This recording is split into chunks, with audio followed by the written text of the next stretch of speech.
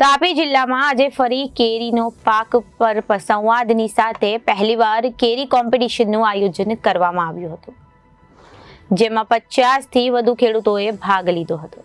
હાલ કેરીની સિઝન ચાલી રહી છે, ત્યારે કેરી રસિયાઓની સાથે કેરીના ખેત ઉત્પાદન સાથે સંકળાયેલા ખેડૂતોને કેરીના પાક વિશે વિશેષ માહિતી મળી રહે તે ઉદ્દેશ્યની સાથે કેરી પકવતા ખેડૂતો પોતે પકવેલ કેરીની વિવિધ જાતો, ગુણવત્તા, ઉત્પાદન વગેરે લઈ એક કરી હરીફાઈનું આયોજન કરવામાં આવ્યું હતું। હાલ કેરીની સિઝન ચાલી રહી છે, ત્યારે કેરી રસિયાઓની સાથે કેરીના ખેત ઉત્પાદન સાથે સંકળાયેલા ખેડૂતોને કેરીના પાક વિશે વિશેષ માહિતી મળી રહે તે ઉદ્દેશ્યની સાથે કેરી પકાવતા ખેડૂતો પોતે પકવેલ કેરીની વિવિધ જાતો, ગુણવત્તા, ઉત્પાદન વગેરેને લઈ એક કેરી હરીફાઈનું પણ આયોજન કરવામાં આવ્યું હતું।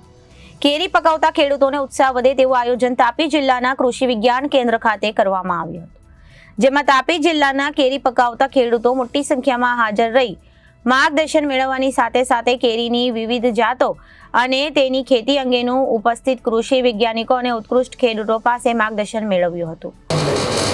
દક્ષિણ ગુજરાતના 7 જિલ્લામાં કૃષિ વિસ્તરણ માટે નવસારી કૃષિ યુનિવર્સિટીના 7 કૃષિ વિજ્ઞાન કેન્દ્ર આવેલા છે।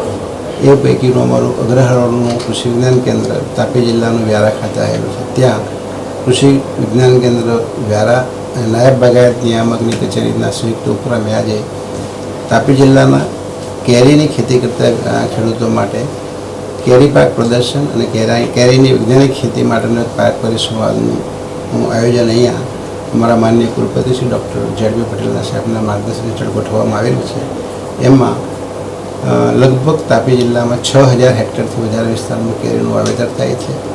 એ પૈકી 80થી 100 જેટલા આંબાની ખેતી કરતા પ્રગતિશીલ ખેડૂતોને અહીંયા કૃષિ વિજ્ઞાન કેન્દ્ર અને નાયબ બાગાયત નિયામક શ્રી તરીકે બોલાવવામાં આવેલા છે।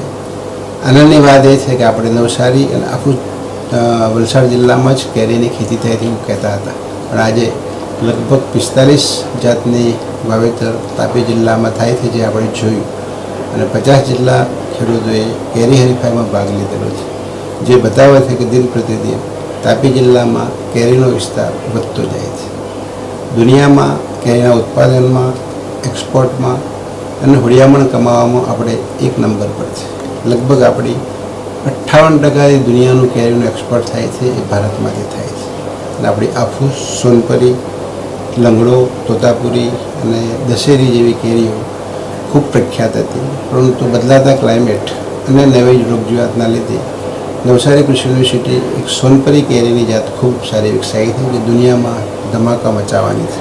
એમાં રોગજીવાત નથી આવતી, દર વર્ષે કેરી આવે છે, અને પાક્યા પછી આખું જ એનું જે કવર છે, છોડું, એ ગોલ્ડન કલરનું થતું હોવાના કારણે અને અમારા પર્યા કેન્દ્રથી સંશોધન થયેલું હોય એ કેરીનું નામ સોનપરી જાત આપવામાં આવ્યું છે।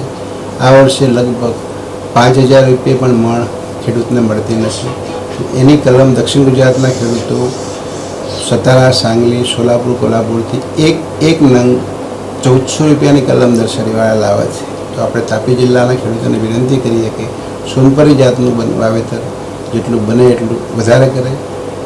તાપી જિલ્લાના બાગાયતના વિકાસ માટે મારા બંને અધિકારી શ્રી સર્વશ્રી ડૉક્ટર શ્રી પંડ્યાજી અને તુષારભાઈ ગામિતને પણ વિનંતી કરું છું કે આપણા આદિવાસી વિસ્તારમાં બાગાયતની ખેતી વધુને વધુ થાય અને આપણા ખેડૂતો બાગાયત થકી, આવક થકી 2 પગ પાંદડે બને, સદ્ધર બને, અને આપણા આદિવાસી ભાઈઓને, તાપી જિલ્લામાં રહેતા વનવાસી ભાઈઓને સારી અને ઉત્તમ ગુણવત્તાની, ખાતર વિનાની, દવા વિનાની કેરી ખાવા મળે એ દિશામાં આપણે સૌ સંયુક્ત રીતે પ્રયાસ કરીએ એવી સૌને મારી વિનંતી। Bureau report, Janadesh news, Vyara.